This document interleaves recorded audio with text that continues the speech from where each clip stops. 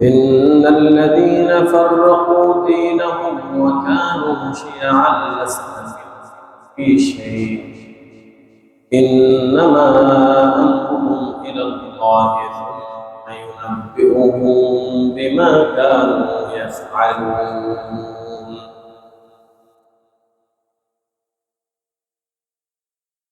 أو كما قال الله تعالى: واعتصموا بحبل الله جميعا ولا تفرقوا واذكروا نعمة الله عليكم إذ كنتم أعداء فألف بين قلوبكم فأصبحتم بنعمته إخوانا. وقال النبي عليه الصلاة والسلام: والذي نفسي بيده لا تدخلوا الجنة حتى تؤمنوا ولا تؤمنوا حتى تحابوا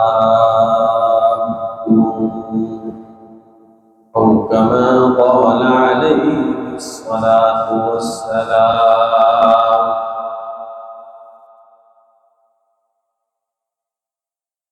صدق الله العظيم وصدق رسوله النبي الكريم، ونحن على ذلك من الشاهدين والشاكرين، والحمد لله رب العالمين. اللهم صل على سيدنا ومولانا محمد وعلى آله وأصحابه وبارك وسلم.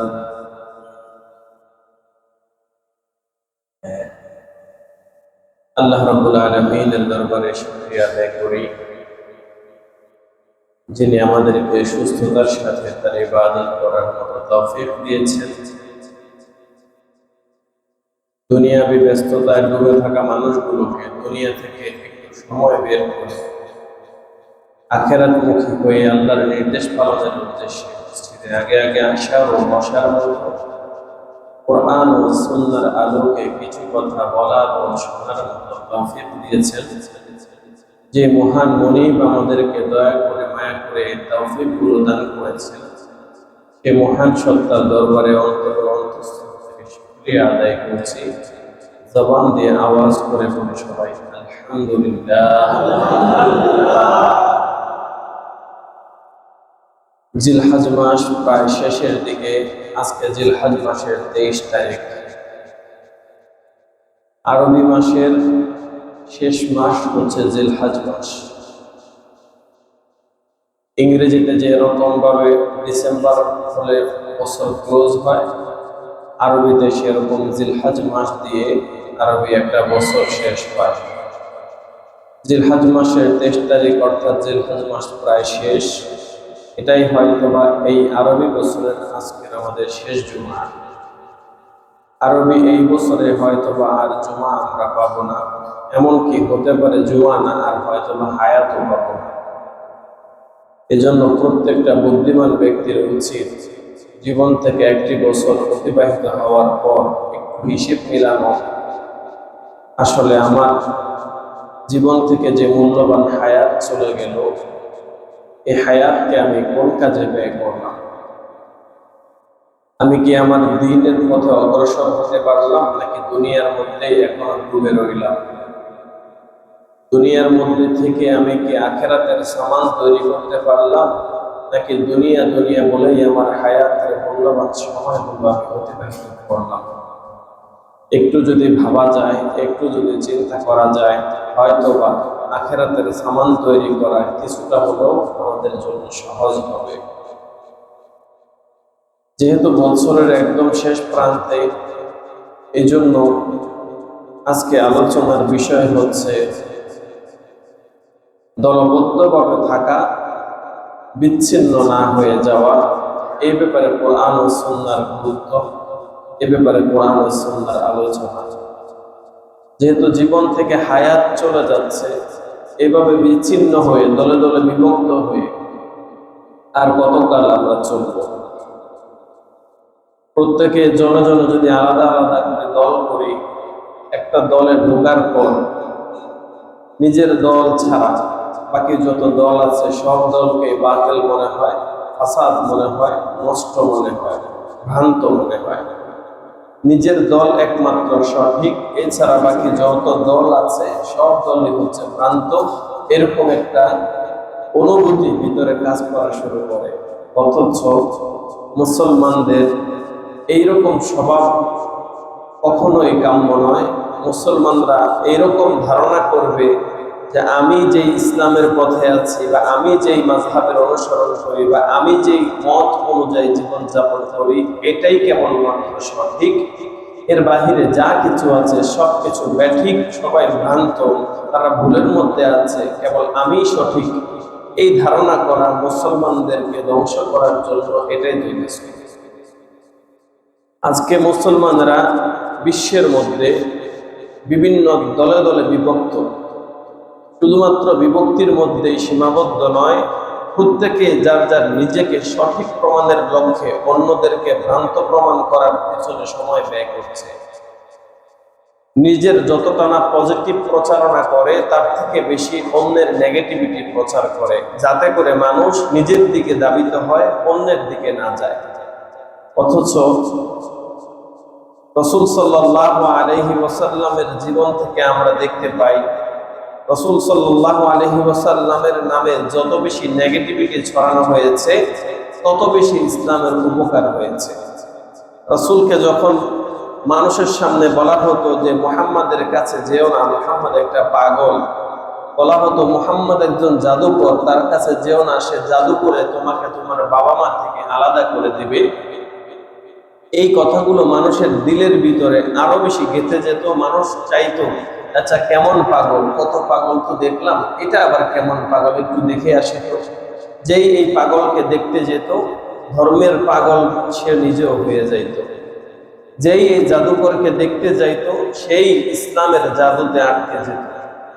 এজন্য নেগেটিভিটি দিয়ে কখনো নিজের বড়ত্ব বা নিজের অবস্থান তৈরি করা যায় না, বরং নেগেটিভিটি মানুষের দিলের ভিতরে এমনভাবে প্রভাব ফেলে যে জিনিসের জন্য মানুষকে যত বেশি নিষেধ করা হয়, মানুষ সেই দিকে তত বেশি ধাবিত হয়। এজন্য আরবিতে একটা প্রবাদ আছে, আল ইনসানু হারিসুম মিম্মা মুনিআ। হারিস মানে হলো লোভী, আর মুনিআ মানে যা নিষেধ করা হয়, মা মানে যা কিছু, আল ইনসান মানুষ। মানুষ ওই সকল বিষয়ের প্রতি সব থেকে বেশি লোভ দেখায় যেটার ব্যাপারে তাকে নিষেধ করা হয়। যেটা মানুষকে নিষেধ করে, মানুষ সেটাই বেশি করতে চায়। এই জন্য গুনাহ আমাদেরকে করতে নিষেধ করছে আল্লাহ, আমরা গুনাহের দিকে বেশি ধাবিত। আর আমল আমাদেরকে করতে বলা হয়েছে, আমলের প্রতি আমাদের ইন্টারেস্ট নেই। সমাজের যত নিষিদ্ধ কাজ আছে এগুলোর প্রতি কিন্তু মানুষের আগ্রহ, লোভ, লালসা একটু বেশি থাকে। হারাম পথে মানুষের আগ্রহ বেশি থাকে। এজন্য আল্লাহ রাব্বুল আলামিন আমাদেরকে যা বললেন আমরা তার থেকে দূরে, আর যা নিষেধ করলেন আমরা তার ভিতরে চলে আসছি। আল্লাহ বললেন, ওয়া'তাসিমু বিহাবলিল্লাহি জামিআ, তোমরা আল্লাহর রজ্জুকে দৃঢ়ভাবে আঁকড়ে ধরো সমবেতভাবে। সাবধান, লা তাফাররাকু, তোমরা দলে দলে বিভক্ত হয়ে যেও না, বিচ্ছিন্ন হয়ে যেও না। ওয়া'তাসিমু বিহাবলিল্লাহি জামিআ ওয়া লা তাফাররাকু, একত্রিত হয়ে চলো, বিভক্ত হয়ে যেও না। কিন্তু আমরা তার উল্টো মেসেজ গ্রহণ করছি, আমরা বিভক্ত হয়ে যাচ্ছি, একত্রিত হচ্ছি না। ফলে বিশ্বের মধ্যে Iran, Iraq, Libya, Bangladesh, Saudi, Qatar, Bahrain, Dubai, Sudan সহ বিশ্বের যতগুলো মুসলিম কান্ট্রি আছে, তাদের মধ্যে ঐক্য না থাকার কারণে মুসলমানদের শক্তি অনেক বেশি ছিল, মুসলমানরা জনবলেও কম ছিল না, কিন্তু ঐক্যবদ্ধ শক্তি না থাকার কারণে ছোট ছোট দেশগুলো মুসলমানদের উপর হামলা করতে চিন্তা করা লাগে না। অথচ মুসলমানদের এমন শক্তি আল্লাহ রাব্বুল আলামিন দিয়েছেন যে শক্তির দ্বারা সংখ্যায় তারা যুগে যুগে কম হয়েও অধিক সংখ্যক লোকদেরকে পরাজিত করার ইতিহাস মুসলমানদের রয়েছে। মুসলমানদের বিজয়ের ঘোষণা প্রথম যুদ্ধ ইসলামের বদর যুদ্ধ, সেখানে মাত্র ৩১৩ জন, তাও নিরস্ত্র সৈন্য আল্লাহ রাব্বুল আলামিন ১০০০ সশস্ত্র সৈন্যের বিরুদ্ধে মুসলমানদেরকে জয়লাভ করেছে, মুসলমানদেরকে জয়দান করেছে। কিন্তু সেই মুসলমান জাতি আজকে ৩১৩ জন নিয়ে ১০০০ জনের সাথে লড়া তো দূরে থাকে, নিজেরা ১,০০,০০০ হয়েও ৩১৩ জনকে পরাজিত করবে এই হিম্মত, এই সাহস মুসলমানদের ভিতরে এখন আর নাই। কারণ ওই ৩১৩ জনের মধ্যে যে ঈমানি জজবা ছিল এবং ঐক্যমত্য শক্তি ছিল, এখনকার ১,০০,০০০ মধ্যেও সেই রকম জজবা কিংবা সেই রকম ঈমানি শক্তি বা ঐক্যবদ্ধতার যে শক্তি সেটা নাই। মুসলমানদের উচিত ছিল যেখানেই ইসলামের নাম শুনবে, যেখানেই শুনবে যে লোকটা মুসলিম, সেখানেই তাকে বুকে টেনে নেওয়া। অথচ আমরা তার বিপরীত পথে চলি। মুসলমানরা ইসলামের যতটা ক্ষতি করি, অমুসলিমরাও হয়তো বা এতটা ক্ষতি করার সাহস দেখাতে পারে না।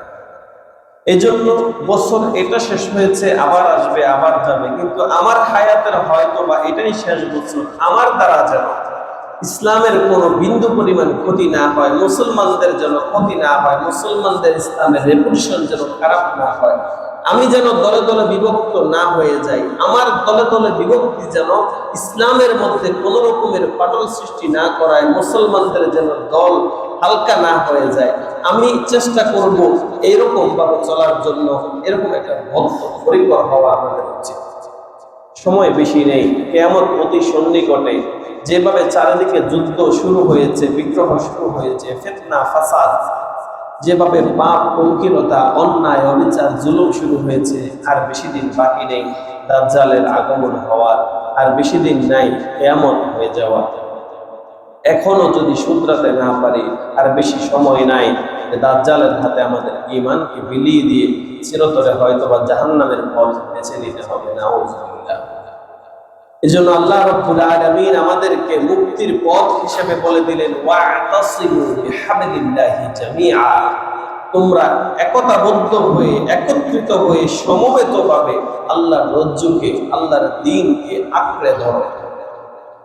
ওয়ালা তাফাররাকু, শুধু আঁকড়ে ধরলেই হবে না, কোনোভাবে যেন বিচ্ছিন্ন না হও, সে ব্যাপারেও আল্লাহ বললেন, লা তাফাররাকু, কোনোভাবে পৃথক হয়ে যেও না, দলে দলে বিভক্ত হয়ে যেও। ইখতিলাফ থাকতে পারে, তোমাদের মতবিরোধ থাকতে পারে, কিন্তু দলবিরোধ যেন না হয়। মতবিরোধ হাজারো থাকতে পারে, সাহাবায়ে কেরাম রাদিয়াল্লাহু তাআলা আনহুম আজমাইনদের মধ্যেও ইখতিলাফ ছিল, মাসআলাগত ইখতিলাফ, রাষ্ট্র পরিচালনাগত ইখতিলাফ, রাজনীতিগত ইখতিলাফ, সব ওই সময়েও ছিল। কিন্তু কোন সাহাবী অন্য সাহাবীকে কাফের ফতোয়া দিয়েছেন, কোন সাহাবী বলেছেন যে সে ভ্রান্ত হয়ে গেছে, এইরকম কোনো নজির নাই। আলী রাদিয়াল্লাহু তাআলা আনহু এর সাথে মুআবিয়া রাদিয়াল্লাহু তাআলা আনহু এর যুদ্ধ চলেছে, সিফফিনের যুদ্ধে। আলী রাদিয়াল্লাহু তাআলা আনহুর কাছে এসে একজন বলতেছে, মুআবিয়া রাদিয়াল্লাহু তাআলা আনহু তো খারাপ হয়ে গেছে, উনি তো মুআবিয়ার বদনাম করতেছিল। আলী রাদিয়াল্লাহু তাআলা আনহু বললেন, ওনার সাথে আমাদের যুদ্ধ চলতেছে, এটা ইজতিহাদি যুদ্ধ, আমাদের মধ্যে ইখতিলাফ থাকতে পারে, কিন্তু তুমি তার যে খারাপ দিকগুলো বলছো এটা সঠিক নয়। আলী রাদিয়াল্লাহু তাআলা আনহুর মতো চাটুকারদের মুখের উপরে যদি আমরা আমাদের সঠিক কথাগুলো বলতে পারতাম, তাহলে সমাজটা এতটা খারাপ হতো না। সমাজের খারাপের মূলে থাকে কিছু চাটুকার, যারা এসে নিজের স্বার্থ উদ্ধারের জন্য তেল মারামারি করে। তাদের এই তেলের কারণে, অতিরিক্ত তৈল মর্দনের কারণে অনেক সময় মুখের উপর দিয়ে নিষেধ করা যায় না, তাদের এই তৈলগুলো গ্রহণ করতে হয়। কারণ মানুষের মধ্যে তৈল গ্রহণের একটা স্বভাব, এটা অটোমেটিক থাকে। যখন কেউ এসে আমাকে বলবে, হুজুর সাভারের ভিতরে অনেক মসজিদে নামাজ পড়ছি, কিন্তু আপনার পিছনে নামাজ পড়ে যেই মজা পাই অন্যের পিছনে পাই না, বুঝতে হবে এটা টাটকা শয়তান। এটা আমাকে ধ্বংস করার জন্য আসছে, আমার প্রশংসা করার জন্য আসে নাই। মুসা আলাইহিস সালামের কাছে শয়তান গিয়ে বলে যে আপনি ছাড়া যত নবী আছে সবার থেকে আপনার মর্যাদা বেশি। মুসা আলাইহিস সালাম স্পষ্ট বুঝতে পেরেছেন যে তুই একমাত্র শয়তান, কারণ তুই আমার মর্যাদা বর্ণনার জন্য আসস নাই, ভিতরে অহংকার ঢুকিয়ে দেওয়ার জন্য।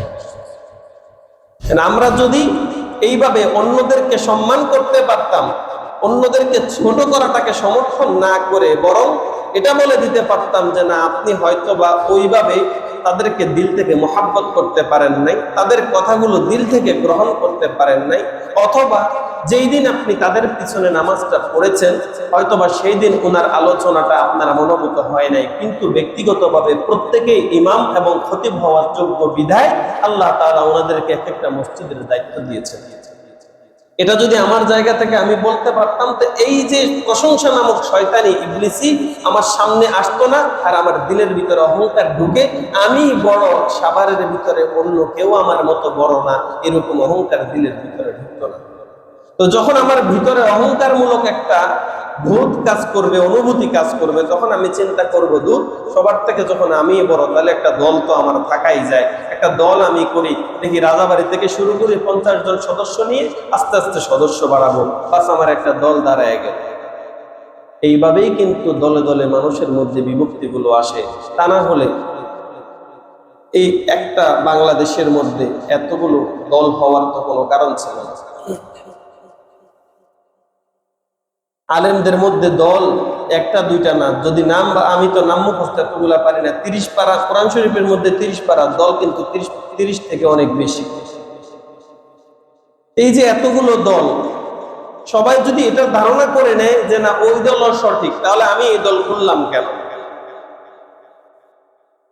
যদি বলি যে ওই দলটা সঠিক, তাহলে আমি নতুন দল খুললাম কেন? আর যদি বলি ব্যাঠিক, তার মানে আমি নিজেই ঠিক নাই, অন্যরা ব্যাঠিক আছে, আমি যদি ঠিক করে নতুন দল না খুলে সেই দলের মধ্যে গিয়ে তাদেরকে ঠিক করলাম না কেন? এই জন্যই রাসূল সাল্লাল্লাহু আলাইহি ওয়াসাল্লাম বলেছেন যে এই উম্মত, এই জাতি ধ্বংস হওয়ার একটা কারণ হচ্ছে ইন্না বানি ইসরাঈল তাফাররাকাত আলা 72 মিল্লাত। বনি ইসরাইলের ওই যুগে উম্মতদের মধ্যে বিভক্তি ছিল 72 দলে, আর আমার এই উম্মত সায়াফতারিকু আলা 73 মিল্লাত, 73 দলে বিভক্ত হয়ে যাবে। এই যে দলে দলে বিভক্তি হওয়াটাই হচ্ছে একটা জাতি ধ্বংস হওয়ার কারণ। এই জন্য রাসূল সাল্লাল্লাহু আলাইহি ওয়াসাল্লাম বললেন সবাই জাহান্নামে যাবে ইল্লা মিল্লাতান ওয়াহিদাতান, একমাত্র একটা দল ছাড়া। একদল ছাড়া, এই যে সবাই আমি সঠিক সে ব্যাঠিক, এজন্য নতুন দল খুলছি বলে বলে যতজন দল খুলবে প্রত্যেকেই ব্যাঠিক বলেই প্রমাণিত হবে, বরং সঠিক সেই থাকবে যে কোনো দলে যায় নাই, বরং একটাই রাসূল সাল্লাল্লাহু আলাইহি ওয়াসাল্লামের সুন্নাত, সাহাবাদের সুন্নাত, কোরআন এবং হাদিসের মধ্যেই যে নিজেকে আবদ্ধ রাখতে পেরেছে, নিজেকে সীমাবদ্ধ রাখতে পেরেছে যে কোরআন সুন্নাহই হচ্ছে একমাত্র দল, এই দলেরই আমি অনুসারী, এই কথা বলে যে এক দলের মধ্যে থাকতে পারবে নতুন দল না করে, সেই কেবল জান্নাতে যাবে, বাকিরা যাবে। তাহলে আমি দল খুলতেছি আমাকে সঠিক প্রমাণের জন্য, অথচ নবীজির হাদিস দ্বারা, কোরআনের আয়াত দ্বারা আমি নিজেই ব্যাঠিক বলে প্রমাণিত হচ্ছি। হাদিসের মধ্যে বলা আছে যে সঠিক দল কোনটা? সাহাবায়ে কেরাম জিজ্ঞাসা করেছেন তাহলে সঠিক দল কোনটা? রাসূল সাল্লাল্লাহু আলাইহি ওয়াসাল্লাম বললেন আল জামাআত, জামাআত হলো সঠিক দল। এখন আমাদের দেশে কিংবা যেই যেই দেশগুলোর মধ্যে জামায়াতে ইসলামী নামক রাজনীতি আছে, তারা এটাকে ব্যাখ্যা করা শুরু করছে, সবাই না, মানে কেউ কেউ নিজের দলের ভিতরে ঢুকে অন্ধভক্তি এমন ভাবে ঢুকে হাদিসের ওই শব্দটাকে বলতেছে যে এখানে দেখেন, এখানে জামাতের কথা আছে, এখানে জামাত বলতে জামায়াতে ইসলামী নয়, ইসলামী আন্দোলন নয়, বা বাংলাদেশের বা আমাদের বর্তমান প্রচলিত কোন দলের নাম মুহাম্মদ সাল্লাল্লাহু আলাইহি ওয়াসাল্লাম সার্টিফাইড করে যান নাই। যদি হইতো তাহলে ন্যূনতম জ্ঞান থাকা সত্ত্বেও ওই দলের বিরুদ্ধে যাওয়ার মতো অবস্থান কোনো মুসলমান গ্রহণ করতো না। রাসূল সাল্লাল্লাহু আলাইহি ওয়াসাল্লাম নির্দিষ্ট কোন দলের নাম বলে নাই। জামায়াত শব্দের অর্থ হচ্ছে ঐক্যবদ্ধ থাকা। আল্লাহ রাসূল সেটাই বুঝিয়েছেন যে যারাই ঐক্যবদ্ধ ঠিকভাবে থাকবে, বিচ্ছিন্ন হয়ে যাবে না, দল দল আলাদা হবে না, তারাই একমাত্র সঠিক এবং তারাই জান্নাতে যাবে, এটা বলেছেন। আমাদের নির্দিষ্ট কোন দলের নাম জামায়াত সেভাবে আল্লাহ রাসূল সাল্লাল্লাহু আলাইহি ওয়াসাল্লাম বলেন। এটা দ্বারা এটাও বোঝাতে চাচ্ছি না যে জামায়াত দলটা খারাপ, এটাতে যাবেন না, এটাও বলছি না। আবার জামায়াত দলটাই একমাত্র নাজাতপ্রাপ্ত জান্নাতি দল, এটাও বলছি না। সেটা নির্দিষ্ট জায়গাতে, কিন্তু হাদিসের শব্দের ব্যাখ্যা করতে গিয়ে কোনো দলকে আনা এটা উচিত হবে না। যেরকমটা নূহ আলাইহিস সালামের নৌকা দিয়ে নৌকা মার্কা, এটা আনা যাবে না। রিজিকের জন্য ভাতের দরকার, এর জন্য দানের শীষ দরকার, এইরকম ব্যাখ্যা করা, এগুলো যেমন সঠিক নয়, ওই জামাত শব্দ দিয়ে জামায়াতের ইসলামের ব্যাখ্যা করাটাও সঠিক নয়। আমরা কিভাবে সঠিক পথে যেতে পারবো সেই চিন্তাটা করতে হবে। এটার মানদণ্ড হচ্ছে কোরআন এবং সুন্নাহ। রাসূলুল্লাহ সাল্লাল্লাহু আলাইহি ওয়াসাল্লাম বলেন, ইন্নাহু মান ইয়াঈশু মিনকুম বা'দি, আমার পরে যারা তোমরা বেঁচে থাকবে, ইন্নাহু মান ইয়াঈশু মিনকুম বা'দি ফাসায়ারা, যারা যারা বেঁচে থাকবে তারা দেখবে ইখতিলাফান কাসীরা, অনেক ইখতিলাফ দেখবে, অনেক মতবিরোধ দেখবে আমার পরে। আমি নবী জীবিত থাকার কারণে, আমি স্টিল থাকার কারণে যে কোনো মতবিরোধ আমার কাছে আসলে সমাধান, কিন্তু আমি না থাকলে সমাধানটা তো এইভাবে হবে না। তো অনেকেই বলবে রাসূল এইভাবে করেছেন, অনেকেই বলবে রাসূল ওইভাবে করেছেন, এইভাবে দেখবে দলে দলে অনেক মতবিরোধ দেখা দেবে। ফাসায়ারা ইখতিলাফান কাসীরা, যখন দেখবে অনেক বেশি মতবিরোধ লক্ষ্য হচ্ছে, তুমি চিন্তা করে কুল পাচ্ছ না, সিদ্ধান্ত নিতে পারছো না আমি কোন দলে যাব, এত ইখতিলাফের ভিত্তিতে আমি কোন মতটা গ্রহণ করব।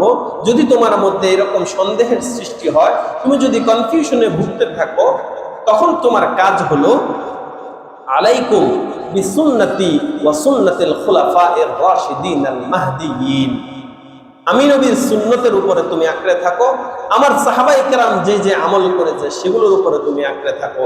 এত মত তোমার গ্রহণ করার দরকার নাই।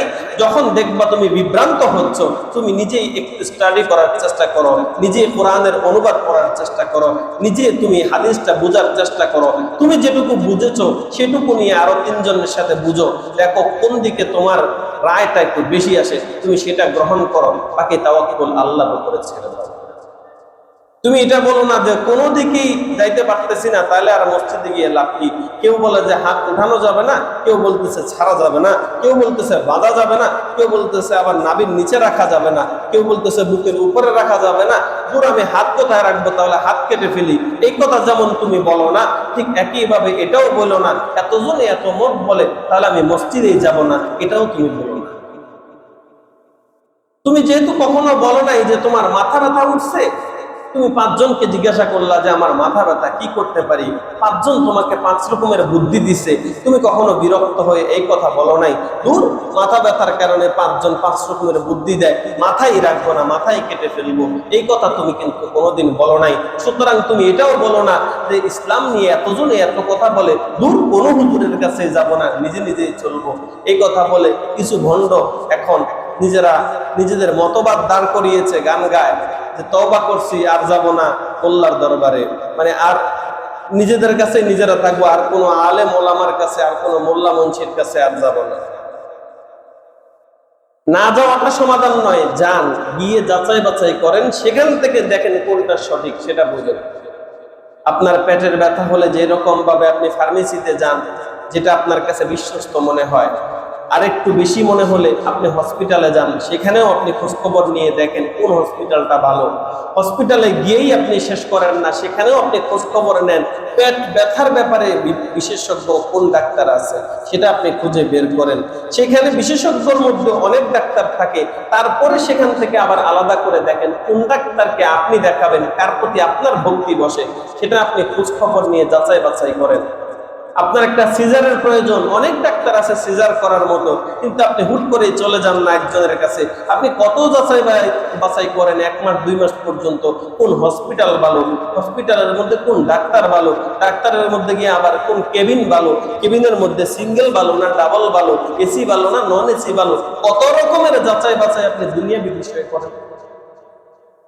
জমি একটা কিনতে গেলে আগে দেখেন সেখানে এটা কি ঝামেলা আছে নাকি ঝামেলা মুক্ত, জায়গার পরিমাণ কত, কাগজ কলম সব ঠিকঠাক আছে কিনা, সিএস ঠিক আছে কিনা, সিএ ঠিক আছে কিনা, এসএ ঠিক আছে কিনা, আরএস ঠিক আছে কিনা, বিএস ঠিক আছে কিনা, কত যাচাই বাছাই করে আপনি আপনার একটা জমি ক্রয় করতে যান। অথচ আপনার দিনের ব্যাপারে যে যাই বলে সেটাই আপনার কাছে গ্রহণযোগ্য হয়, অথবা বিতর্কের কারণে আপনি সেটাকে পুরোপুরি ছেড়ে দেন, এটা তো হতে পারবে না। এজন্য ইখতিলাফান কাসীরা, অনেক ইখতিলাফ থাকবে, এটা রাসূলের ভবিষ্যৎবাণী যে আমার পরে অনেক ধরনের দেখবা যে তোমরা ইখতিলাফ হবে। ইখতিলাফ দেখে বিভ্রান্ত হয়ে তোমরা ধর্ম ছেড়ে দিও না, বরং আলাইকুম বিসুন্নতি ওয়া সুন্নাতিল খুলাফায়ে রাশিদিন আল মাহদিয়িন, আমি এবং আমার হেদায়েতপ্রাপ্ত খুলাফায়ে রাশিদিনের সুন্নতের উপরে তোমরা অটল থাকো, অবিচল থাকো, সেটাকে তোমরা আঁকড়ে ধরার চেষ্টা করো। আদু আলাইহা বিন নওয়াজিজ, আমি এবং আমার খুলাফায়ে রাশিদিনের সুন্নতকে তামাসসাকু বিহা, খুব শক্তভাবে আঁকড়ে ধরো, এমন ভাবে আঁকড়ে ধরবা যে আদু আলাইহা বিন নওয়াজিজ। নওয়াজিজ শব্দের অর্থ হচ্ছে মাড়ির দাঁত। মাড়ির দাঁত বা পেছন দাঁত, যেটা হাড্ডি চিবানোর কাজে ব্যবহার হয়। সাধারণত নরমাল কোনো খাবার খাওয়ার জন্য ওইদিকে না নিলেও সামনের দাঁতগুলো দিয়ে চলে, কিন্তু যখন আপনি হাড্ডি চিবাবেন তখন এই দাঁতগুলো দিয়ে কেউ চিবানোর মতো নির্বুদ্ধিতা দেখাবে না, কারণ এগুলো হাড্ডি চিবানোর জন্য না। হাড্ডি চিবানোর আগে হাড্ডিটাকে পজিশন মতো শক্ত করে বসানো লাগে। ওই বসানোটা এমন ভাবে হবে যেন টান দিলে ওখান থেকে পিছিল খেয়ে না চলে যায়। এজন্য এটা একটা প্রবাদ যে মাড়ির দাঁত দিয়ে শক্ত করে ধরো। ধর্ম মাড়ির দাঁত দিয়ে ধরার মতো বিষয় না, কিন্তু যে কোনো জিনিসকে মজবুত করে ধরার জন্য যেই রকম ভাবে মাড়ির দাঁত দিয়ে ধরো, ঠিক একইভাবে ধর্মটাকেও এইরকম ভাবে মাড়ির দাঁত দিয়ে ধরার মতো করে শক্ত করে ধরো, যেন পিচ্ছিল খেয়ে তুমি দিন থেকে আলাদা হয়ে না। আদু আলাইহা বিন নওয়াজিজ, আমার সুন্নতকে, আমার খুলাফায়ে রাশিদিন যারা আমার সাহাবায়ে কেরাম, তাদের সুন্নতকে তোমরা এমন ভাবে আঁকড়ে ধরো যে কোনো বেদাত যেন তোমাদেরকে গ্রাস করতে না পারে, কোনো মত, কোনো ইখতিলাফ যেন তোমাদেরকে দিন থেকে ছিটকে ফেলতে না পারে। কিন্তু আমরা ওই দাঁত দিয়ে ধরা তো দূরে, তার কোনো দাঁত দিয়ে ধরি নাই, এমন পিচ্ছিল হয়েছে যে কেউ একটু বললেই আমাদের দিলের ভিতরে ঈমান নিয়ে সংশয়, সন্দেহ সৃষ্টি হয়ে যায়। ফলে আমাদের ঈমান আছে না নাই এটাও আসলে আমরা অ্যাপ্রুভ করা বা আইডেন্টিফাই করা আমাদের জন্য কষ্ট হয়ে যায়। এই জন্য রাসূল সাল্লাল্লাহু আলাইহি ওয়াসাল্লামের যে ভবিষ্যৎবাণী ইখতিলাফ, এটা ছিল, এটা আছে, এটা থাকবে, কিন্তু ইখতিলাফের কারণে আমার ঈমান ধ্বংস হয়ে যাবে এরকম যেন না হয়। সেজন্য আমাকে চেষ্টা করতে হবে আমার ঈমান বাঁচানোর জন্য যতটা নির্ভেজাল আমি থাকতে পারি। দুনিয়াবি প্রত্যেকটা বিষয়ে এরকম আমরা যাচাই বাছাই করি। কোন এক জায়গাতে কিছু লাগলেই আমরা চাই যে ওনার সার্টিফিকেট আছে কিনা ঠিকঠাক মতো দেখেন। একজন ডাক্তার নিয়োগ দেওয়ার আগে এটা ভালোভাবে দেখি যে উনি ডাক্তার হিসেবে ওনার সার্টিফিকেট আছে কিনা, বা উনি এরকম স্বীকৃত মেডিকেল সায়েন্স অনুযায়ী ওনার জ্ঞান আছে কিনা, স্বীকৃতি আছে কিনা, এটা আমরা আগে দেখি। একজন আমিন হলে তারও আমরা স্বীকৃতি দেখি। একজন অ্যাডভোকেটের কাছে গেলে, একজন উকিলের কাছে গেলে, পুলিশের কাছে গেলেও আমরা দেখি যে শুধুমাত্র কি সে ড্রেস পরে আসছে না সত্যিকার অর্থে সে পুলিশ, সবকিছু যাচাই বাছাই করি। কিন্তু ইসলামের বিষয়ে আসলে, ফতোয়ার বিষয়ে আসলে যে যার যার মতো করে ফতোয়া দিয়ে দেই, কে আসলে ফতোয়া দেওয়ার যোগ্য এটাও আর যাচাই বাছাই করি না। ইসলামের ব্যাপারে এত উদাসীন হলে জবাব দিব কি? দুনিয়ার বিষয়ে যদি এত যাচাই বাছাই হতে পারে, যেই ইসলামের উপরে টিকে আছে আমার আপনার জান্নাত আর জাহান্নাম, যার উপরে টিকে আছে আমার অনন্তকালের সুখ কিংবা দুঃখ, সেই ইসলাম নিয়ে যদি এত উদাসীন হই তাহলে জবাব কে দেব আমরা? এই জন্য ইসলামের ব্যাপারে এতটা উদাসীন আমাদের হলে চলবে না। আমাদেরকে একতাবদ্ধ হয়ে ইসলামের ভিতরে আসতে হবে, ইসলামের মধ্যে থাকতে হবে। যদি কোন রকমের জাজমেলা আমরা লক্ষ্য করি তো সবকিছু ছুঁড়ে ফেলে দিয়ে আমরা কোরআন ও সুন্নাহর ভিতরে নিজেরা ঢুকার চেষ্টা করব যে ঠিক আছে, এত মতবিরোধ, আমি তো ইসলামকে তো ছাড়তে পারবো না, কিন্তু মতবিরোধ যারা করতেছে তাদেরকে আমি একপাশে রাখলাম। আমি আমার আল্লাহর কালাম, আমি আমার রাসূলের বাণীকে নিজে নিজে পড়ার চেষ্টা করলাম, সেটা নিজে নিজে গ্রহণ করার চেষ্টা করলাম। যদি নিজে বুঝতে গিয়ে আমরা না পারি, সেক্ষেত্রে আমরা কারো না কারো শরণাপন্ন হবো যে এই জিনিসটা শুধু আমাকে বুঝাই দেন, আপনি আপনার দল নিয়ে আমার বোঝানোর দরকার নাই, আপনি আমার শুধু এটার অনুবাদটা বুঝাই দেন। আর এখন আলহামদুলিল্লাহ মোটামুটি সারা বিশ্বের মধ্যে বাংলা ভাষায় কোরআনের এবং হাদিসের অসংখ্য অগণিত অনুবাদ হয়েছে, ব্যাখ্যা হয়েছে। নিজেরা একটু চাইলেই, কষ্ট করে একটু চেষ্টা করলেই সম্ভব মোটামুটি বোঝা। এই জন্য আমাদেরকে খুব ভালোভাবে দিনটাকে আঁকড়ে ধরে রাখার চেষ্টা করতে হবে। যেখানেই ইসলামের নাম শুনবো সেখানেই আমরা মোহাব্বত বিলিয়ে দিতে হবে। মোহাব্বত এমন ভাবে থাকতে হবে যে ইসলাম ঈমান এই শব্দটা শুনেছি সেখানে কোন রকমের ঘৃণা থাকতে পারে না, সে যেই দলেরই হোক না কেন। তার মধ্যে ঈমান আছে, তার মধ্যে ইসলাম আছে। যেখানে রাসূলুল্লাহ সাল্লাল্লাহু আলাইহি ওয়াসাল্লাম সার্টিফিকেট দেন যার মধ্যে ঈমানের বিন্দু পরিমাণ থাকবে সে জান্নাতে যাবে, সেখানে আমি আর আপনি কে যে কিনা ঈমান থাকার পরেও, তার অনেক ভালো কাজ থাকার পরেও সামান্য একটু ত্রুটি দেখে তাকে ঘৃণা করা শুরু করে? কে আপনাকে এত সাহস দেয়? কে আপনাকে বলে যে আপনি নিজেকে জান্নাতি মনে করতে আর বাকিদেরকে জাহান্নামী মনে করতে? মনে রাখবেন, প্রত্যেকে যার যার জায়গা থেকে সঠিক হওয়া সম্ভব, কিন্তু অন্যকে ব্যাঠিক মনে করে নিজেকে সঠিক যে মনে করে সে সঠিক হওয়া কখনোই সম্ভব না। আমি সঠিক পথে আছি আলহামদুলিল্লাহ, বাকিরাও থাকতে পারে, হয়তোবা তাদের বুঝের ভুল থাকতে পারে, কিন্তু বাকিরা প্রত্যেকে ব্যাঠিক, কেবলমাত্র আমি সঠিক এই কথা যে বলবে এই যুগে এসে, তার থেকে বড় ব্যাঠিক আর কেউ থাকতে পারবে?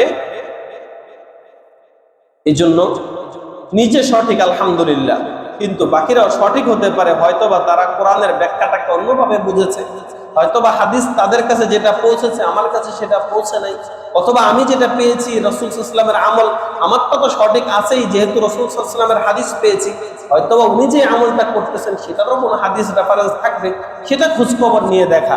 কিন্তু উনি এটা করলো কেন? উনি ওয়ালাদ-দাল্লিনের পরে আমিন বললো কেন, কিংবা বললো না কেন? উনি হাত নাভির নিচে অথবা উপরে বাঁধলো কেন? এই কারণে উনি অন্য মতের হয়ে গেছে, ভ্রান্ত হয়ে গেছে, বেদাতি হয়ে গেছে, জাহান্নামী হয়ে গেছে, এইরকম সার্টিফিকেট দিয়ে নিজেকে জান্নাতি মনে করা, নিজের জাহান্নামে যাওয়ার রাস্তাটাকে সহজ করে নেওয়া ছাড়া আর কিছুই নয়। এই জন্য আল্লাহ রাসূল সাল্লাল্লাহু আলাইহি ওয়াসাল্লাম বললেন, ওয়াল্লাযী নাফসি বিয়াদিহি, শোনো ওই সত্তার কসম করে বলি, লা তাদখুলুল জান্নাতা হাত্তা তুমিনু, যতক্ষণ পর্যন্ত তোমরা ঈমান আনতে না পারবা ততক্ষণ পর্যন্ত জান্নাতে যেতে পারবা না। আর ওয়ালা তুমিনু হাত্তা তাহাব্বু, ততক্ষণ পর্যন্ত তোমরা ঈমানদার হতে পারবা না যতক্ষণ একজন ঈমানদার আরেকজন ঈমানদারকে মুহাব্বত করতে পারবা না। ঈমানদার ঈমানদারকে মুহাব্বত করবে, এটাই ঈমানের পরিচয়। এজন্য অন্য হাদিসে রাসূল সাল্লাল্লাহু আলাইহি ওয়াসাল্লাম বলেন, আল মুমিনুনা কা জাসাদিন ওয়াহিদিন, বিশ্বের আনাচে কানাচে যেখানেই থাক, নাম যদি মুমিন হয়, তার পরিচয় যদি হয় যে সে একজন ঈমানদার, সে একজন মুসলিম, তাহলে প্রত্যেকেই একটা দেহের মতো। দেশে বিদেশে যেখানেই থাকুক না কেন, পুরো মুসলিম সম্প্রদায় প্রত্যেকটা মানুষের একটা পূর্ণাঙ্গ দেহের মতো। একটা দেহের একটা অঙ্গ যদি কখনো ব্যথা হয়, বাকি অঙ্গগুলো যেমন এটা বলতে পারে না, দূর এত চোখে ব্যথা, আমার বাকি শরীর তো ঠিকই আছে, অসুবিধা কি, চোখ এক পাশে পড়ে থাক, একথা বলে যেমন পুরো শরীরকে রেখে দিতে পারে না, শরীরের যে কোনো অঙ্গতেই ব্যথা করুক না কেন, চোখের কাজ হলো সেটা অশ্রু গড়িয়ে বুঝিয়ে দেওয়া যে তোমার আর আমার মধ্যে কোনো দূরত্ব নাই, বৈপরীত্য নাই, তোমার ব্যথা হতে পারে কিন্তু অশ্রু গড়ানোর দায়িত্ব আমার। পুরো শরীরের যেখানেই ব্যথা হোক না কেন, সেন্সর মাথায় আপনাকে বুঝাবে যে তোমার শরীরের ওইটা ব্যথা যতক্ষণ সারবে না, আমি মাথা ঠিক ততক্ষণ পর্যন্ত তোমাকে ভালোভাবে বলতে পারি না যে চলতে থাকো, অসুবিধা নেই। তোমার পেটের মধ্যে ঘেঁষ থাকতে পারে, কিন্তু তোমার মাথা তোমাকে বলে দিবে এটা যে তোমার পেটের মধ্যে অশান্তি চলতেছে, এটা ঠিক করো। তোমার পায়ের মধ্যে ব্যথা থাকতে পারে, কিন্তু মাথা তোমাকে সেটা বুঝিয়ে দিবে যে এই তোমার পায়ে সমস্যা, এটা ঠিক করো। শরীরের পুরোটা অঙ্গ একই সাথে একটার সাথে আরেকটা জড়িত, একটার ব্যথা রেখে, একটা অসুস্থ রেখে, এক জায়গায় ক্যান্সার রেখে বাকিটা যেমন সুস্থতা বোধ করা যায় না, বিশ্বের আনাচে কানাচে যেখানে মুসলিমরা আছে প্রত্যেক মুসলিম একটা দেহের মতো। আপনার দেহের ব্যথা হলে যেরকম সেটা সারানো আপনার দায়িত্ব, কষ্ট পেলে যেমন আপনি ব্যথা পান, ঠিক একই রকম ভাবে যেখানেই মুসলমানরা নির্যাতিত হবে, মুসলমানদের উপরে জুলুম হবে, অন্যায় হবে, অবিচার হবে, যেখানেই কোনো মুসলমান কষ্টের মধ্যে থাকবে, ইসলাম আপনার দিলের ভিতরে থাকার কারণে সে আপনার দেহের অংশ হয়ে গেছে। তার কষ্টটাই আপনার কষ্ট, তার নির্যাতন আপনার নির্যাতন, তার উপরে জুলুম আপনার উপরে জুলুম। এটা যতক্ষণ মানতে না পারবেন আপনি ঈমানের দিক থেকে পূর্ণ নয়। আর এই ঈমান না থাকলে আপনি জান্নাতে যাওয়া লা তাদখুলুল জান্নাতা হাত্তা তুমিনু ওয়া লা তুমিনু হাত্তা তাহাব্বু। ততক্ষণ জান্নাতে যাওয়া যাবে না যতক্ষণ ঈমান না আসবে, আর ঈমান ততক্ষণ আসবে না যতক্ষণ ঈমানদারদের প্রতি ভালোবাসা না আসবে। ঈমানের বদৌলতে, ঈমানের কারণে মুহাব্বত করি, এইরকম সংখ্যা মানুষের মধ্যে অনেক বেশি কমে গেছে। মুসলিম মুসলিম, মুমিন মুমিন, ভালোবাসার জায়গাটা এখন ঘৃণাতে দখল করে নিয়েছে। এখন মুসলিম পরিচয় দেওয়ার পরে আগে জিজ্ঞাসা করতে হয় আপনি কি সুন্নি নাকি শিয়া। সুন্নির মধ্যে আপনি কোন দল, তাহেরি নাকি আপনি মাইজভান্ডারি। আপনি যদি বলেন যে আহলে সুন্নাত ওয়াল জামাত, তাহলে আপনি কোন দল করেন, আপনি কি চরমনাই করেন নাকি জামায়াত ইসলাম করেন, না খেলাফতে মজলিস করেন, না বাংলাদেশ খেলাফত আন্দোলন করেন, কোন দল করেন। নানা রকমের প্রশ্ন করতে করতে অবশেষে আছে মাযহাবের মধ্যে আপনি কি মাযহাব মানেন নাকি মানেন না। মানলে আপনি কোনটা মানেন, শাফিঈ মানেন, হানাফি মানেন, মালিকি মানেন না হাম্বলি মানেন। আর যদি না মানেন আপনি কি আহলে হাদিস। আহলে হাদিসের মধ্যেও এরকম ৭০-৭২টা দল আছে, আপনি কোন দলের মধ্যে আছেন। এইরকম জিজ্ঞাসা করতে করতে করতে করতে করতে করতে শেষ পর্যন্ত ওনার যে ঈমান ছিল ওই ঈমানটা বাদ পড়ে যায়, বাকি দলটা সামনে এসে যায়। এরপর থেকে ওনার প্রতি আমার ঘৃণা বিদ্বেষ সৃষ্টি হয়ে যায়। তখন আমি ওনাকে আর মুমিন বা মুসলিম ভাই হিসেবে দেখি না, দেখি উনি আমার প্রতিপক্ষ, উনি অন্য দলের অনুসারী। উনার প্রতি যে মহাব্বতটা এতক্ষণ পর্যন্ত ঈমানের কারণে ছিল, এই মতভেদ নামক কারণে তার সাথে আমার সেই দূরত্বটা সৃষ্টি হয়ে গেল, যেটা রাসূল সাল্লাল্লাহু আলাইহি ওয়াসাল্লাম এবং কোরআনের বিরুদ্ধে চলে গেল। ইখতিলাফ থাকাটা পর্যন্ত সীমাবদ্ধ ছিল, এটা বৈধ ছিল, কিন্তু ইখতিলাফের কারণে আমি যে তাকে দিলের মধ্যে মহাব্বতের জায়গায় ঘৃণার জায়গা দিয়ে দিলাম, এটা আমার জন্য হারাম ছিল। আমি হারামের মধ্যে থেকে আরেকজনের কল্যাণ কিভাবে কামনা করব। এই জন্য নিজেরা যদি পরিশুদ্ধ হতে চায়, নিজেরা সঠিক হতে চাইলে কোরআন সুন্নাহর বাহিরে গিয়ে কিছু করা যাবে না। কোরআন সুন্নাহ যা আমাকে বলে তাই আমাকে করতে হবে, এর বাহিরে গেলেই শেষ। কারণ আমি যদি কোনো মুমিনকে হিংসা করি, বিদ্বেষ করি, তাহলে এটা আমার ধ্বংসের কারণ হবে। রাসূল সাল্লাল্লাহু আলাইহি ওয়াসাল্লাম বলেন, দাব্বা ইলাইকুম দাউল উমামি ক্বাবলাকুম আল হাসাদ ওয়াল বাগদা হিয়াল হালিকা। পূর্ববর্তী উম্মতরা যেই কারণগুলোর কারণে ধ্বংস হয়েছে, যে সমস্যাগুলোর কারণে তারা ধ্বংস হয়েছিল, এই উম্মতের মধ্যে অতি সত্বর এটা দেখা যাচ্ছে। দাব্বা ইলাইকুম দাউল উমামি ক্বাবলাকুম, অতীতের যে উম্মতরা ধ্বংস হয়েছে সেই ধ্বংসের কারণগুলো এই উম্মতের মধ্যে দেখা দিয়েছে। সেটা কি? আল হাসাদ ওয়াল বাগদা, হিংসা বিদ্বেষ। যার দিলের ভিতরে হিংসা কিংবা বিদ্বেষ স্থান পেয়ে যায়, হিয়াল হালিকা। হালিকা শব্দের অর্থ হচ্ছে মুন্ডনকারী, মুন্ডন করা বা নেড়া করা। মাথার চুল একদম পুরোপুরি যদি ব্লেড দিয়ে ছেঁচে ফেলে দেয়, এটাকে বলে মুন্ডন করা। আর এমনিতেই নরমালি যারা সেলুন দোকানে আমরা কাটাই, এটাকে ছাঁটাই করা বলে, কাটিং করা বলে, নানা কথা। কিন্তু মুন্ডন করা মানে হলো চুলের একটা অংশ মাথার মধ্যে থাকবে না। আল্লাহ রাসূল বলছে, যার দিলের ভিতরে হিংসা থাকবে, বিদ্বেষ থাকবে, তার এই হিংসা বিদ্বেষ তাকে মুন্ডন করতে সাহায্য করবে। কি মুন্ডন করবে? রাসূল সাল্লাল্লাহু আলাইহি ওয়াসাল্লাম বলতেছে, লা আকুলু তাহলিকুশ শা'r, আমি এটা বলছি না যে হিংসা বিদ্বেষ থাকলে মানুষের চুল উঠে যাবে একদম, এটা আমি বলছি না, এটা বোঝানোর উদ্দেশ্য না। ওয়ালাকিন তাহলিকুদ্দীন, কারো দিলের ভিতরে যদি হিংসা থাকে, বিদ্বেষ থাকে, তাহলে তার এই হিংসার কারণে, বিদ্বেষের কারণে তার চুল তো ঠিকই থাকবে, চুল ঠিকই উঠে যাবে না, কিন্তু তার দিল থেকে দিন একদম উঠে চলে যাবে। দিন নামক, ধর্ম নামক কোনো কিছু তার দিলের ভিতরে আর অবস্থান থাকবে না, বাকি থাকবে না ওই হিংসার কারণে, বিদ্বেষের কারণে। কারণ যেটুকু থাকতো দিন, তাকে বলেছিল যে তোমার ঈমানের কারণে অন্য মুমিন ভাইকে তুমি ভালোবাসো, কিন্তু তুমি ভালোবাসার জায়গায় বিপরীত স্থান দিয়েছো, তাকে তুমি ঘৃণা করে দিয়েছো। সুতরাং তোমার দিলের ভিতরে দিন থাকতে পারে না, লাকিন তাহলিকুদ্দীন, তোমার মাথার মুন্ডন হবে না, কিন্তু দিনের মুন্ডন হয়ে যাবে। তোমার দিল থেকে দিন যে কখন চলে যাবে তুমি টেরও পাবে না। এই জন্য যদি আমরা আমাদের নিজেদের দিনকে বাঁচাতে চাই, নিজের ধর্ম যদি বাঁচাতে চাই, আমাদের প্রথম কাজ হলো হিংসা এবং বিদ্বেষ থেকে নিজেকে মুক্ত রাখার সর্বোচ্চ চেষ্টা করা। আরেক ভাই পাপ করতে পারে, প্রত্যেকটা মানুষের মধ্যে পাপ করার প্রবণতা আছে, থাকবে। পাপ করার জন্যই এই মানব জাতির সৃষ্টি, যদিও পাপের উপরে অটল থাকার জন্য এই জাতির সৃষ্টি না। প্রত্যেকটা মানুষ পাপ করবে, এটাই স্বাভাবিক। পাপ না করলে, এই জাতি যদি পাপ না করে শুধুই মাত্র ন্যাক করত, এই জাতিকে আল্লাহ তাআলা ধ্বংস করে নতুন এক জাতির সৃষ্টি করত। কারণ আল্লাহ রাব্বুল আলামিনের পাপ মুক্ত ইবাদতের জন্য ফেরেশতাই যথেষ্ট ছিল। ফেরেশতাদের কোনো পাপ ছিল না। তাহলে মানুষকে কেন সৃষ্টি করেছেন? আল্লাহ তো জানতেন এই মানুষ যে ফিতনা ফাসাদ করবে, কিন্তু আল্লাহ রাব্বুল আলামিন এই জন্যই সৃষ্টি করেছেন এরা ফিতনা ফাসাদের পাশাপাশি নিজেদের ফিতনাকে, ফাসাদকে, গুনাহকে বুঝতে পেরে তওবা করে আল্লাহর কাছে কায়মানুবাক্যে ফিরে যাবে, আল্লাহর কাছে অনুতপ্ত হবে, আল্লাহর কাছে গুনাহ মাফের জন্য যাবে। সুতরাং এই জাতির একটা অভ্যাস হলো গুনাহ করা। গুনাহ এই জাতি করবেই, কিন্তু গুনাহ থেকে তওবা না করাটা এটা শয়তানের অভ্যাস। এটাই যখন মানুষের মধ্যে চলে আসছে, এই জাতি তখন ধ্বংস হয়ে গেছে। মানুষের জন্য দুইটা জিনিস ছিল, যে পাপ তারা করবে এটা স্বাভাবিক ছিল, কিন্তু পাপের পরে তওবা করাটা এটাও ছিল মানুষের গুনাহগুলির মধ্যে। কিন্তু মানুষ দুইটারে একসাথে নেয় নাই, মানুষ পাপটাকে নিচ্ছে আর তওবাটাকে ছেড়ে দিয়েছে। এই কারণে শয়তান থেকেও বেশি মানুষের খারাপ অবস্থা হইতেছে। এই জাতি ভালো হতে চাইলে মানুষের কাজ হলো গুনাহ করার পরে তওবা করা।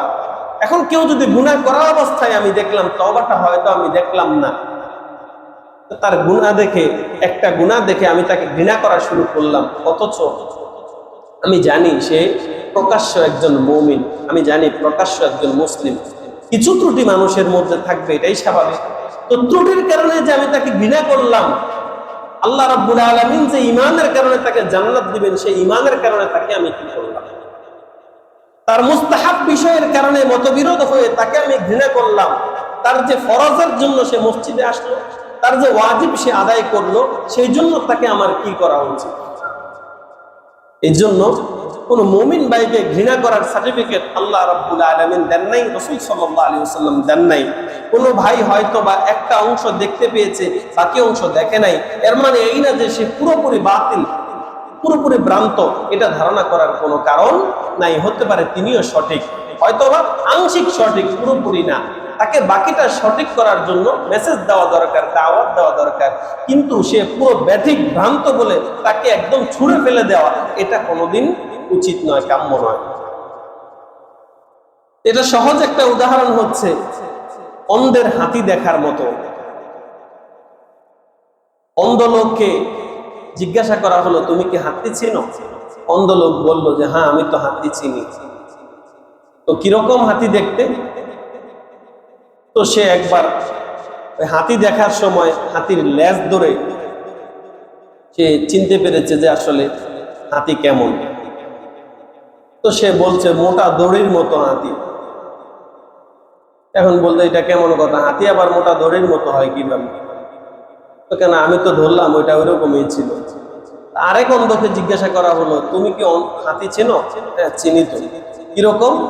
তো সে ধরছে আবার ওই যে চোর যেটা সামনের সাইডে থাকে ওইটা ধরছে, সে বর্ণনা দিচ্ছে আরেকটার মতো। আরেকজন ধরছে কানের মধ্যে, আর হাতির কান তো অনেক বড়, মোটকার মতো একদম, সে বলছে যে হাতি তো ওই রকম। এক একজন এক একজনের মতো পরিচয় দিছে। আসলে কেউই পুরোপুরি সঠিক নয়, আবার কেউ পুরোপুরি বেঠিক নয়। যে যেই অংশটাকে ধরছে সে সেটাই পুরোপুরি হাতি মনে করছে। আসলে প্রত্যেকে যেরকম আলাদা আলাদা ভাবে সঠিক ছিল, কিন্তু পুরোপুরি সঠিক ছিল না। প্রত্যেকের সবগুলোকে একত্রিত করলে একটা হাতির সংজ্ঞা পাওয়া যাবে, কিন্তু একজনের একটাকে পুরোপুরি বাদ দিয়ে দিলে হাতিকে পুরো পাওয়া যাবে। ইসলামের মধ্যেও আমরা এক একজন এক একটাকে ধরে নিজেকে পুরোপুরি সঠিক মনে করতেছি। আসলে হয়তো বা আমরা নিজেরা সঠিকের মধ্যে আছি, কিন্তু সেটা আংশিক। পুরোপুরি ভাবে আমরা ইসলামের মধ্যে পুরো ঢুকতে পারি নাই, এজন্য আংশিক আছি। তো প্রত্যেকের অংশগুলোকে একত্রিত করলে পুরোপুরি ইসলাম হবে। কিন্তু প্রত্যেকেরটা বাদ দিয়ে দিয়ে যদি আমি মনে করি যে আমি ইসলামের মধ্যে পুরোপুরি আছি, তাহলে আমি কোনোদিন ইসলামের পূর্ণ দেখা পাবো। এই জন্য আমাদের উচিত হবে, যে ভাইটা বলেছে যে না হাতির লেজ ধরে বলছে হাতি এরকম, তারটাও আমাকে নিতে হবে। যে হাতির কান ধরে নিয়েছে তাকেও আমার নিতে হবে। যে হাতির সুর ধরে নিয়েছে, ছোরতা ধরে নিয়েছে, তারটাও আমার নিতে হবে। যে হাতির বডি ধরেছে সে তারটাও আমাকে নিতে হবে। চারটার পাঁচটার সমন্বয় করে আমাকে বুঝতে হবে যে না হাতি আসলে আলাদাভাবে লেজের নাম নয়, হাতি আসলে আলাদা করে কানের নাম নয়, হাতি আলাদা করে শুধুমাত্র বডির নাম নয়, পুরোটা মিলে একটা হাতি হবে। এবার সবাইকে মিলে বুঝিয়ে দিতে হবে, আপনি শুধু লেজ ধরছিলেন বডি ধরেন নাই, এই নেন আপনার বডি। আপনি শুধু কান ধরছিলেন, আপনি লেজ ধরেন নাই, এই নেন আপনার কান। এই চারটা পাঁচটা মিলে হলো একটা হাতি। আপনি সামনে থেকে বুঝে নেবেন হাতি বলতে শুধু একটা অংশ নয়, পুরোটা বডি মিলে একটা। এখন যদি বলে দেই যে না আপনি হাতির লেজ ধরুন, আপনি বাদ, এরকম বাদ দিতে যদি সবাইকে বাদ দিয়ে দেয়, তাহলে হাতির অস্তিত্ব আমি পাবো কোথায়? পাবো না তো। এই জন্য যে যেটার মধ্যে আছে সেটা সঠিক যদি হয়ে থাকে সেটার স্বীকৃতি দিতে হবে, দিয়ে তার মধ্যে যেটার কমতি আছে সেটা তাকে বুঝিয়ে দিতে হবে। আবার আমার মধ্যে যেটা কমতি আছে এটা আমি অন্যদের কাছ থেকে নিতে হবে। আমাদের প্রত্যেককে এভাবেই বলতে হবে যে আমরাও সঠিক, আশা করা যায় হয়তোবা তারাও সঠিক হবে ইনশাআল্লাহ। যদি আমরা বলি যে আমরাই সঠিক, আমরা নিজেরা রেখে বাকিদেরকে তো বাদ দিয়ে দিলাম। বাকিদেরকে বাদ দিয়ে ইসলাম পালন করলে আপনার আর আমার সংখ্যা কমতে কমতে ইসলামের অস্তিত্বই তো শেষ পর্যন্ত থাকবে না। আমার আর আপনার ভুল বুঝাবুঝির কারণে যদি মুসলমানদের ক্ষতি হয়, ইসলামের ক্ষতি হয়, এই দায়ভার আল্লাহ রাব্বুল আলামিনের কাছে আমরা কিভাবে দেব আর কিভাবে এর জবাব দেব? এজন্য প্রিয় ভাইয়েরা, ইন্নাল্লাযীনা ফাররাকু দীনাহুম ওয়া কানু শিয়া, যারা তাদের দ্বীনকে দলে দলে বিভক্ত করে দিয়েছে, যারা তাদের দ্বীনকে বিভক্ত করে দিয়েছে আর নিজেরাও দলে দলে বিভক্ত হয়ে গিয়েছে, আল্লাহ রাব্বুল আলামিন বলেন ও নবী লাস্তা মিনহুম ফি শাই, তাদের ব্যাপারে আপনার কোনো দায়িত্ব নাই।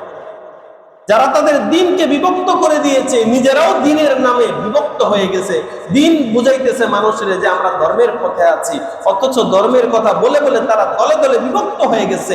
ও নবী আপনার সুপারিশ তাদের জন্য না, আপনার জিম্মাদারি তাদের জন্য না। লাস্তা মিনহুম ফি শাই, ইন্নামা আমরুহুম ইলাল্লাহ, তাদের বিষয় একমাত্র আল্লাহই বুঝবেন তাদেরকে কোন দিকে দিবেন। ইন্নামা আমরুহুম ইলাল্লাহ সুম্মা ইউনাব্বিউহুম বিমা কানু ইয়াফআলুন, তবে এত তাড়াতাড়ি আল্লাহ তাদেরকে ছেড়ে দিবেন না। ধর্মের নাম করে করে তারা যে বিধর্মের কাজ করেছে, অধর্মের কাজ করেছে, দলে দলে বিভক্ত হয়ে গিয়ে মানুষের মধ্যে ঘৃণার প্রকাশ করেছে, এই জন্য অবশ্যই অবশ্যই আল্লাহ রাব্বুল আলামিন তাদেরকে এটার জবাব দিবেন, এটার বুঝ দিবেন, এটার শাস্তি দেবেন। এই জন্য এই আরবি বছরের একদম শেষ প্রান্তে এসে, জিলহাজ মাসের একদম শেষ সময়ে এসে জীবন থেকে মনে করতে হবে এই বছর না, এই মাস না, শুধু এইটাই হয়তো বা আমার জীবনের একদম শেষ মুহূর্ত। এটা গেছে, আরেকবার পাবো জিলহজ, আরেকটা নতুন বছর পাবো, এই চিন্তা না করে হতে পারে হায়াতের আজকেই শেষ দিন, এই কথাটাকে দিলের ভিতরে বসিয়ে আমরা তওবা করব যে দলে দলে বিভক্ত হয়ে ইসলামের মধ্যে, মুসলমানদের মধ্যে ফাটল সৃষ্টি করব না। আমরা প্রত্যেকে একীভূত হয়ে আল্লাহর রজ্জুকে সমবেতভাবে দৃঢ়ভাবে আঁকড়ে ধরব, সর্ব অবস্থায় চেষ্টা করব আল্লাহর রাসূল এবং সাহাবায়ে কেরামের সুন্নতের উপরে অটল অবিচল থাকার জন্য। কোনো বিদআতকে গ্রহণ করব না, বিদআতকে গ্রহণ করতে গিয়ে সুন্নতকে অবজ্ঞা করব না। যখনই শুনবো যে কোরআন ও সুন্নাহর কোনো কথা আমার সামনে এসে গেছে আর আমার আমল তার বিপরীতে রয়ে গেছে, আমি চেষ্টা করব সাথে সাথে আমার আমলকে পরিবর্তন করার জন্য। যুক্তি দিয়ে কোরআন ও সুন্নাহকে অবজ্ঞা করার মতো দুঃসাহস আমরা দেখাবো না। আল্লাহ রাব্বুল আলামিন আমাদের প্রত্যেককে একত্রিত থেকে ইসলামের পক্ষের শক্তি হয়ে জামাত ভিত্তিক সমবেত হয়ে আল্লাহর রজ্জুকে আঁকড়ে ধরে চলার মতো তৌফিক দান করুন। বিচ্ছিন্ন হয়ে দলে দলে বিভক্ত হয়ে একে অপরকে হিংসা বিদ্বেষ করা থেকে আল্লাহ আমাদেরকে হেফাজত করুন। আমরা যেন দ্বীনের অতন্দ্র প্রহরী হয়ে থাকতে পারি, দ্বীনের পাহারাদার হয়ে থাকতে পারি, আমরা যেন দ্বীনের পক্ষের শক্তি হয়ে থাকতে পারি, আমরা যেন দ্বীনের শক্তি হয়ে কাজ করতে পারি।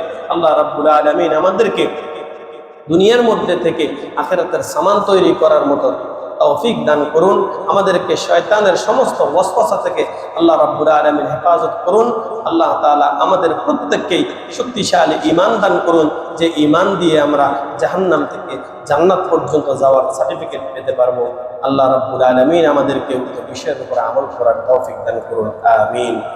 যারা আমরা সুন্নাত করি